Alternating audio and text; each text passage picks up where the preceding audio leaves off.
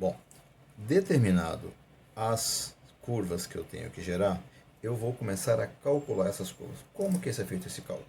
Então eu vou escolher um lado, por exemplo, de A para B, B para C, C para D, D para A. Então eu vou escolher um dos lados para começar.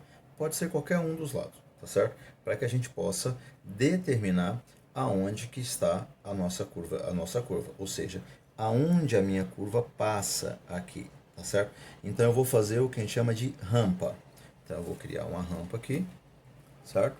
Eu vou pegar uma rampa aqui, eu vou criar ela aqui dentro com essa característica, ó. Eu vou fazer um eixo de coordenadas, certo? Esse eixo de coordenadas vai permitir que eu identifique a minha rampa e quais são as curvas que eu quero traçar. Esse eixo vai ser sempre o seguinte, ó. Na parte do eixo X, eu vou ter a minha distância. Na parte do meu eixo Y, eu vou ter as minhas cotas. Então, eu vou supor o seguinte: do ponto A para o ponto B, eu já sei que a minha distância é 5 metros, certo? E aí, A para B, eu tenho as cotas que eu vou trabalhar. 103.102, então eu identifico elas aqui, ó, sem me preocupar com escala, nem nada. Isso aqui é uma representação. 104.5,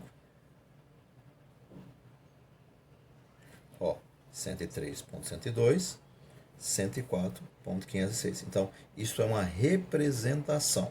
Eu estou representando ele. Agora eu vou marcar os pontinhos, ó. O ponto A está na 103.2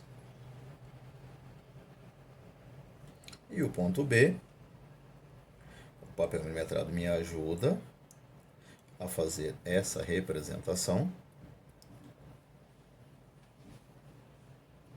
E aí, ó, eu tenho o meu perfil definido. Lembrando que a distância em campo, que é aqui o meu objeto, está a 5 metros. Repare bem, eu não usei régua. Por quê? O terreno ele não é regular, ele não é uma rampa perfeita. Então eu posso fazer essa irregularidade. Então aqui, ó, do ponto A para o ponto B, eu tenho que identificar algumas cotas, algumas curvas de níveis. A 103.5. Então aí ela vai passar aqui em algum lugar. 103.5. A 104, ó, não tem nada em escala, é só uma representação. 104.5. Então agora eu já sei aonde estão os meus elementos, cada elemento que eu estou trabalhando. Agora eu preciso calcular a distância do ponto mais baixo até a minha curva. Eu vou chamar de D1. A distância do ponto mais baixo até a segunda, eu vou chamar de D2. A distância até o próximo, eu vou chamar de D3. Mas se eu for reparar, agora eu vou usar uma reguinha para poder identificar melhor. Aqui, ó, eu posso fazer um traço aqui. Isso aqui me gera triângulos, ó. Me gera triângulos. Então eu posso usar o que a gente chama de semelhança de triângulos para calcular isso. Eu vou calcular a primeira e depois nós vamos calcular as outras.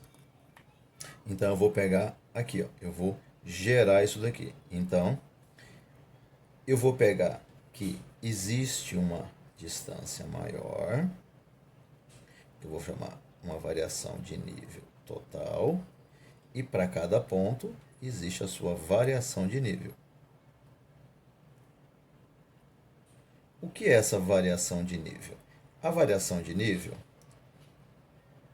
é igual a cota final menos a cota inicial. É uma continha que a gente faz muito simples para poder calcular isso. E aí eu vou fazer uma semelhança de triângulos. Então eu vou pegar o meu primeiro triângulozinho aqui embaixo, ó. Então eu vou falar o seguinte, que a variação de nível total está para a variação de nível do ponto 1. Do ponto, assim como a minha distância total está para a distância do ponto. Isso aqui é o que a gente chama de semelhança de triângulos entre um e o outro. E agora eu posso calcular essa minha expressão. Então, a distância do ponto vai ser igual, ó, se eu multiplicar esse vezes esse, e organizar a minha equação, a distância do ponto vai ser a variação do nível do ponto vezes a minha distância total dividido pela variação de nível total. Então, eu já tenho uma equação aqui agora pronta. Então, agora a gente pode calcular cada distância. Então, nós já vimos qual é a expressão que eu vou usar para calcular essas distâncias. Então, agora na próxima aula, eu vou calcular cada uma das minhas distâncias aqui pré-definidas. Então, até a próxima aula.